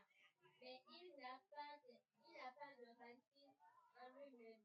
Il manque de persistance et dès que survient une tribulation ou une persécution à cause de la parole, il y trouve une occasion de fuite. Celui qui a reçu la semence parmi les épines, c'est celui qui entend la parole, mais en qui les soucis du siècle et la séduction des richesses étouffent cette parole et la rendent infructueuse. Celui qui a reçu la semence de la bonne terre, c'est celui qui entend la parole et la comprend. Il porte du fruit et un grain en donne 100, un autre 60 et un autre 30. Donc, Jésus savait que eux-mêmes là, les disciples qui étaient avec lui, ils n'avaient pas compris la parabole. Amen. Parce qu'ils sont en relation avec lui, il doit les enseigner. Comment il va leur dire des choses qu'ils ne comprennent pas, qui ne comprennent pas. Et comment ils vont réagir? Alors, Jésus leur a expliqué. C'est parce qu'ils sont là. Pourquoi tout le monde n'a pas reçu l'explication? Tout le monde n'est pas avec Jésus. C'est ceux qui ont décidé de venir dans la relation avec Jésus, qui ont été enseignés. C'est à eux que Jésus a donné l'explication de cette parabole. Donc, les autres là, ils n'ont pas reçu cette explication-là. Donc, le perfectionnement passe aussi par l'enseignement. Jésus a enseigné, il a expliqué ces choses. Et désormais, ils savent maintenant, quand Jésus parle de la semence, ils savent que Jésus est en train de parler de sa parole qui doit tomber sur des terres. Donc, Jésus a utilisé aussi les pratiques. Quand il les enseignait, pour les perfectionner, il fait la pratique devant eux. Donc, le perfectionnement passe par non seulement l'enseignement, mais la pratique. C'est-à-dire ce que tu dis là, mets ça en pratique pour que les autres voient. Et c'est en pratiquant qu'ils comprennent. Ils savent ce que le maître a dit là. C'est ça. Regardez une pratique de Jésus au moment où il a maudit le figuier. Dans Marc chapitre 11, on lit les versets 12 à 24. Ouais, Jésus est en train de faire pratique. Qu'est-ce qu'il veut donner? Il veut communiquer une leçon à ses disciples. C'est-à-dire la leçon de la foi agissante. Et il a manifesté la foi là. Marc 11, 12 à 24.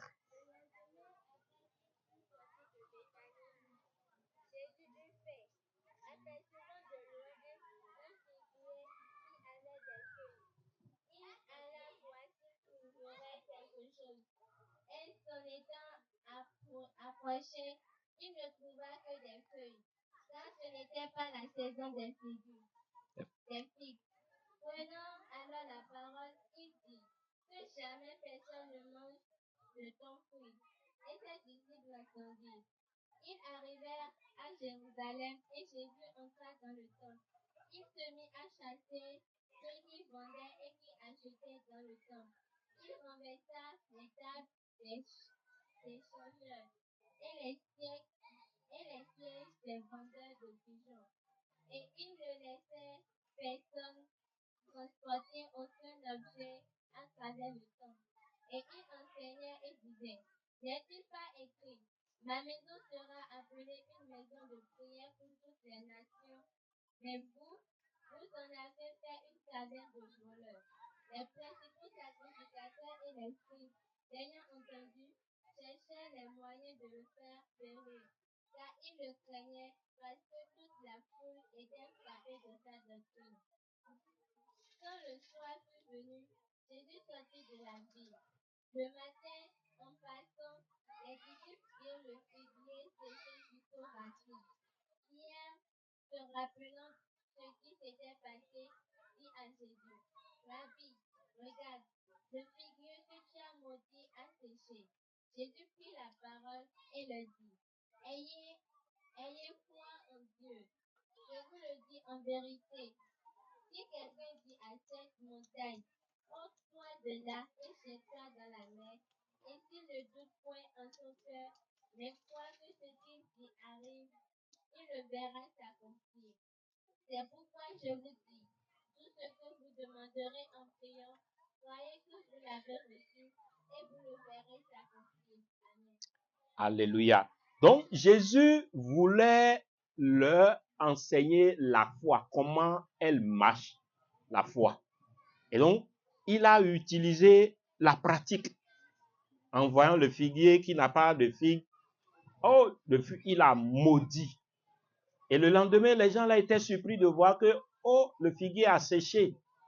Et Jésus dit, ah, c'est ça la foi. Donc, si tu demandes quelque chose dans ton cœur et que tu crois, tu verras s'accomplir. Donc, désormais, les disciples savent maintenant ce qu'on appelle la foi. Comment manifester la foi. Donc, le perfectionnement passe aussi par la pratique. Et Jésus était un bon maître. Il savait à chaque occasion ce qu'il fallait utiliser pour communiquer quelque chose à ses disciples. Donc, une autre expérience que Jésus a pratiquée, c'est qu'il a marché sur l'eau. Vous voyez, il voulait enseigner quelque chose aussi. Mais s'il enseignait, ils ne vont pas comprendre. Donc, il a mis ça en pratique. Lisons Matthieu. Matthieu chapitre 14, versets 22 à 33.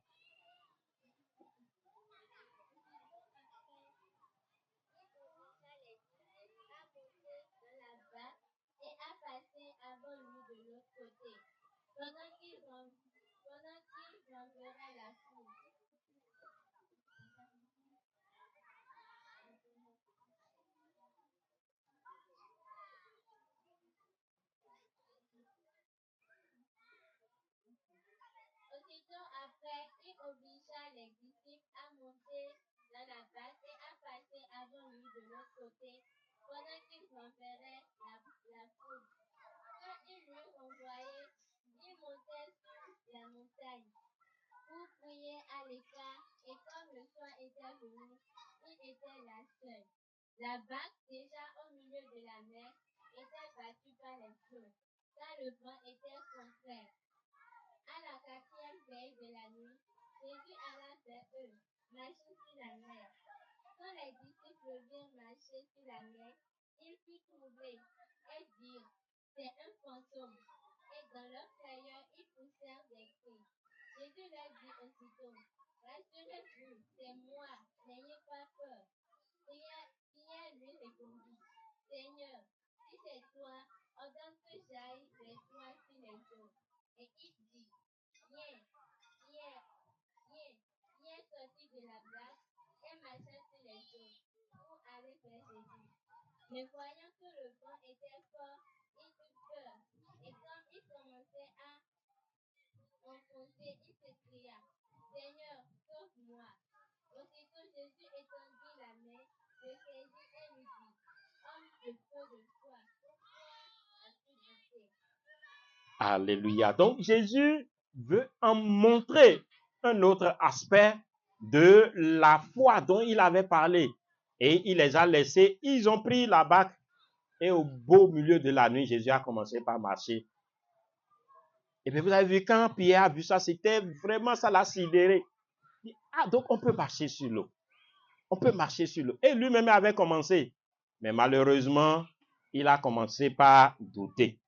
Alors, une autre pratique, la guérison du fou de Gadara. Vous voyez, Jésus a guéri un fou pour leur montrer l'autorité dont je suis en train de vous parler. Vous aussi, vous avez l'autorité. Dans Marc chapitre 1, Marc 1, on ne va pas lire ça. C'est du verset 1 au verset 20, c'est vraiment long. Jésus est allé dans ce territoire et il y avait un homme qui ne pouvait pas rester à la maison. Et il avait élu domicile dans les sépulcres. Et quand il a vu Jésus, oh, il a crié, oh Jésus, fils de Dieu, qu'est-ce qu'il y a? Et finalement, Jésus a chassé. Les disciples étaient étonnés de voir comment Jésus a chassé. Et les esprits qui étaient en ce monsieur-là sont entrés dans les pourceaux, qui se sont précipités. Et le monsieur est devenu correct.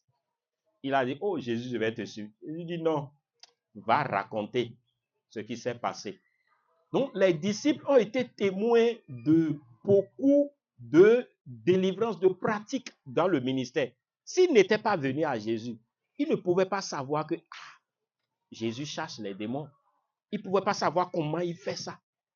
Donc, la méthode de perfectionnement passe aussi par la pratique.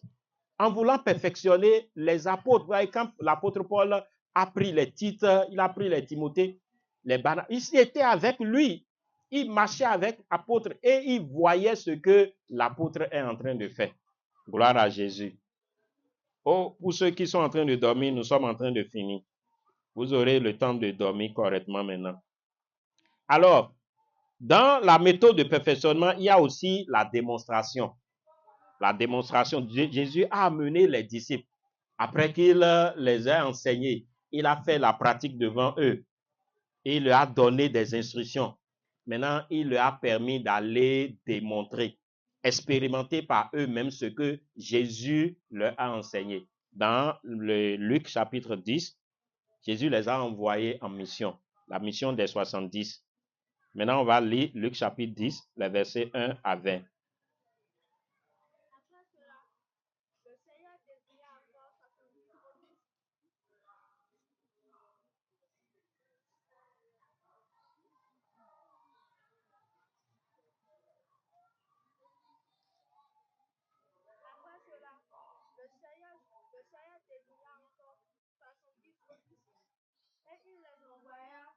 Deux à deux devant lui, dans toutes les villes et dans tous les lieux où lui-même devait aller.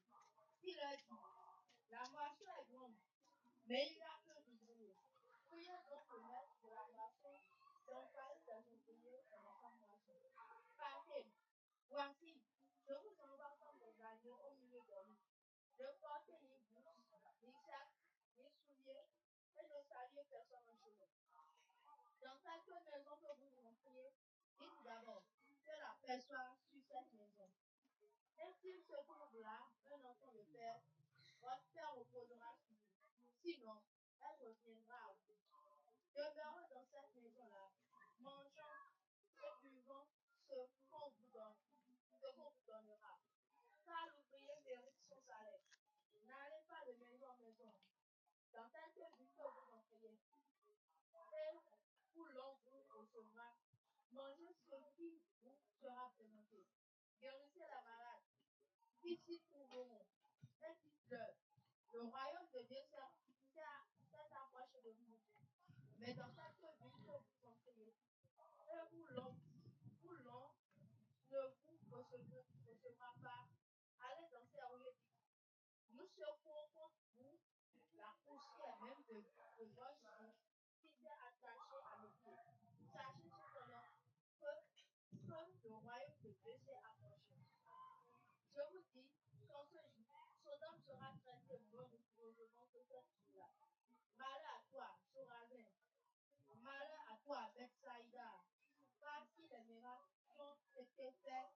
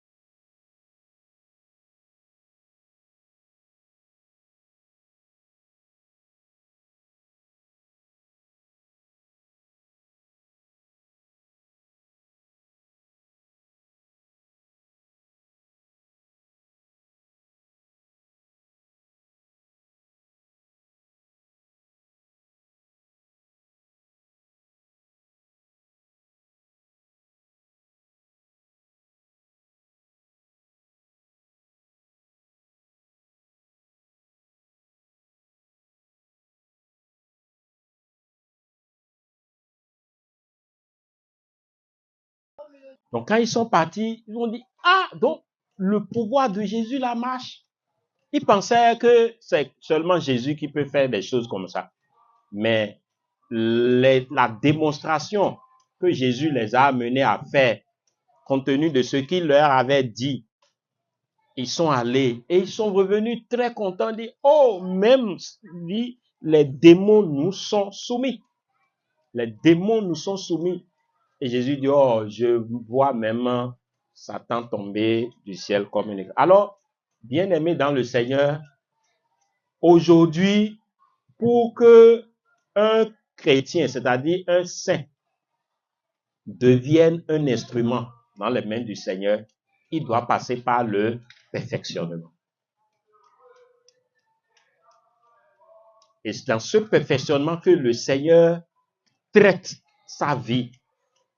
Le Seigneur le fait passer par des expériences, des choses auxquelles il n'était pas forcément habitué. Le perfectionnement passe, comme j'ai dit, quand on a vu la méthode de Jésus. Jésus a pris les gens, les 12 là, et ils sont restés avec Jésus. Et au bout d'un certain temps, ils sont transformés. Le perfectionnement, Jésus leur a dit de partir.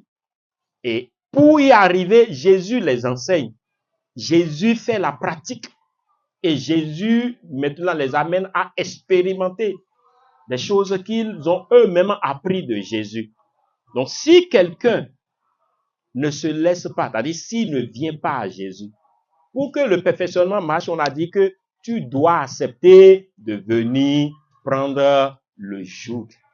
Et donc, ce matin, alors que nous sommes en train de finir, la question que je voudrais te poser, est-ce que tu veux être perfectionné? Toi, mais quand tu regardes ta vie là, tu vois que depuis que tu es arrivé à Jésus, rien n'a changé. Tout est comme ça. Tu n'es utile à rien. Alors ton problème, c'est le perfectionnement. Peut-être tu ne savais pas. Vous savez que l'ignorance fait que beaucoup perdent le temps. L'ignorance fait. Mais Dieu t'a donné rendez-vous dans cette retraite-là. Et depuis hier, il est en train de t'exposer. Aujourd'hui, ce que le Seigneur te demande, est-ce que tu veux être perfectionné? Vous savez que Jésus ne force personne. Non, quand il lance son appel, il dit, venez à moi, vous tous qui êtes fatigués. Si tu ne te sens pas fatigué, reste là. Si tu es déjà satisfait du niveau auquel tu es dans la marche, reste là. Mais si tu vois que, oh, je suis fatigué, regarde le temps que je fais dans l'église, mais je ne suis utile à rien dans la main de Dieu. N'oublie pas que Paul a dit aux Galates, il dit, tant que l'héritier va rester enfant, il n'est pas différent d'un esclave. Il sera mis sous les tuteurs. Tant que tu ne vas pas être perfectionné, tu ne seras pas utile entre les mains du Seigneur. Donc, le but du perfectionnement, comme on a dit, c'est pour l'œuvre du ministère, pour que nous parvenions à l'unité dans la foi et nous soyons édifiés dans le Seigneur. Tenons-nous debout, nous allons prier. Si tu as bien suivi, c'est le moment de réagir devant le Seigneur dans la prière. C'est le moment de réagir. Est-ce que tu veux réellement être perfectionné?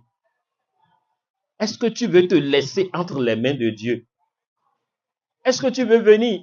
Comme tu as vu, le premier pas là, c'est que tu es né de nouveau et après ça, tu acceptes le joug de Jésus. Ce matin, je te propose de réagir par rapport au joug. Est-ce que tu veux venir dans le discipulat? Est-ce que tu veux dire, Jésus, je veux te soumettre ma vie. Je veux te soumettre ma vie. Si tu n'acceptes pas, Jésus ne va pas te forcer. Et si tu acceptes, Jésus va te conduire. Il dit, oh, maintenant, je t'oriente vers tel frère, je t'oriente vers tel pasteur, je t'oriente vers... Parce que lui, il a commencé par marcher avec moi. Il faut que toi-même, tu le suives. C'est ça le discipulat. Il faut que tu suives Jésus à travers la vie de quelqu'un d'autre. Dans le monde, on parle de mentorat. Mais Jésus n'a pas parlé de mentorat, c'est le discipulat. C'est-à-dire le discipleship, le bateau dans lequel on est avec Jésus le Maître. C'est lui qui est le capitaine de notre vie. Alors, ferme tes yeux, commence par parler à Jésus.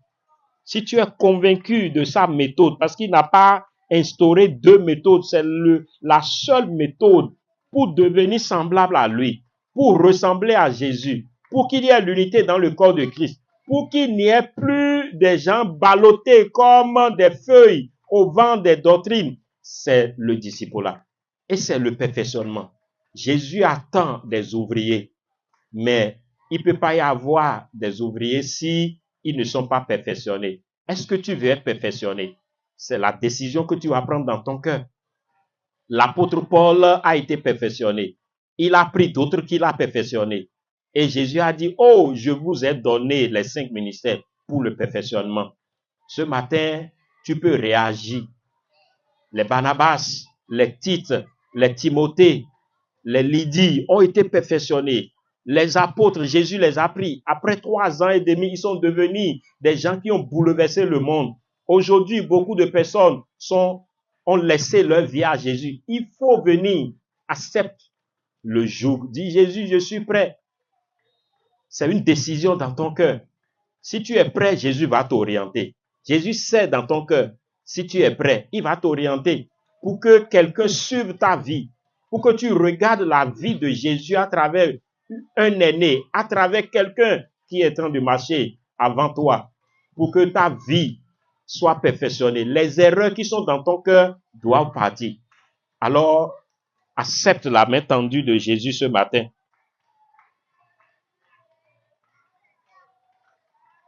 Est-ce que tu es en train de prier ce matin?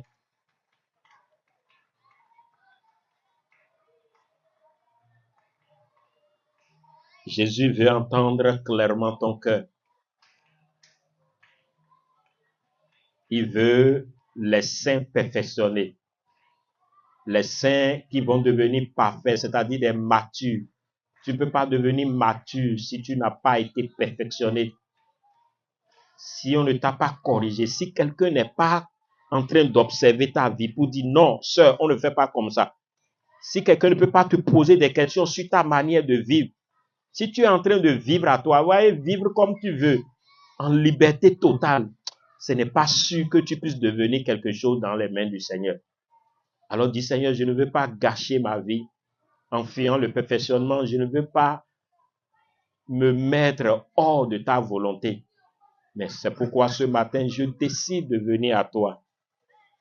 Je décide de venir soumettre ma vie. Prends la décision. C'est elle qui est importante. Si tu prends la décision, Jésus est fidèle. Il va te conduire. Seigneur, voici tes enfants debout. Oh, après avoir entendu ce que tu leur as communiqué, ils sont en train de lever les cœurs vers toi. Père, ta parole n'a pas changé. Tu as dit que tu ne rejettes pas celui qui vient à toi. Tous les cœurs qui sont en train de crier vers toi, Jésus, pour être disciplés. Oh, écoute leurs cris et oriente-les. Parce que tu as montré que c'est ton principe. Tu veux avoir les gens avec toi avant de les laisser pour aller prêcher. Ce matin, je prie que la grâce soit communiquée à quelqu'un afin qu'il laisse les calculs. Regarde depuis que tu as dit que tu es venu au Seigneur. Rien n'a changé parce que tu ne t'es pas soumis à la méthode de Jésus pour que Jésus te perfectionne. C'est comme un âne sauvage. Tu es en train d'aller seulement. Jésus, quand il veut monter à Jérusalem, il ne va pas chercher les ânes qui sont dans la brousse. Il dit, allez dans ce village-là et cherchez. Vous allez voir un âne, un ânon sur lequel personne ne s'est assis. Il est attaché. C'est ça le disciple-là. Quand tu es venu dans le joug de Jésus, tu es attaché. Et au moment où il a besoin de toi, il pourra t'utiliser. Jésus n'a pas utilisé les ânons qui sont en promenade, mais c'est l'ânon là qui est attaché, qui est venu, qui est resté. C'est lui que Jésus a utilisé. Est-ce que tu veux que Jésus utilise ta vie? Alors cède ta vie ce matin. Dis Jésus, je te cède ma vie. Je veux me te connaître. Aide-moi. Corrige les choses en moi. Je ne veux plus conduire moi-même ma vie. Depuis, c'est toi seul qui conduis. Ce que tu penses, tu fais. Là où tu veux, tu vas. Non, ce n'est pas la peine. Dis Seigneur, je m'arrête et je considère ta parole. Alors que tu m'as amené dans cette retraite pour m'enseigner, pour me mettre ces choses à cœur. je décide, Seigneur, de livrer ma vie. Si c'est ta volonté, dis-le clairement au Seigneur. Dis, je ne veux plus vivre en étant conduit par moi-même, mais je veux vivre en étant conduit par toi. Seigneur, aide-moi. Père, voici tes enfants. Ta parole ne revient pas à toi sans avoir accompli les faits. Seigneur, soutiens ces engagements. Saint-Esprit, continue dans la conviction, que chacun soit convaincu de ce qu'il marche avec toi et oriente-les. Ton principe n'a pas changé. Oriente-les vers des personnes, les aînés dans la foi, qui vont marcher avec toi. Et eux, ils vont apprendre cette vie-là afin de devenir un instrument dans ta main. Père, je voudrais te remercier pour ce que tu es en train de faire actuellement. Merci pour là où tu es arrivé avec nous.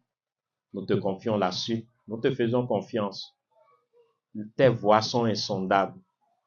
Tu veux simplement que nous venons nous asseoir et toi, tu utilises ce que tu veux pour atteindre ton objectif. Merci parce que ta parole est vivante, elle est permanente, elle est efficace. Elle est comme une épée à double tranchant qui pénètre jusqu'à partager âme et esprit, moelle et gentil. Merci pour l'œuvre que ta parole a accomplie dans les cœurs. Et merci pour les décisions que tu recueilles maintenant depuis ton trône. Seigneur, mets ta main, mets ta marque sur ces vies qui ont décidé d'être perfectionnées. Et Saint-Esprit, oriente-les à partir de ce jour. Loué sois-tu parce que tu nous as exaucés, Père, puisque tu fais au-delà de ce que nous pouvons imaginer ou penser. Au nom de Jésus-Christ, nous t'avons prié. Amen.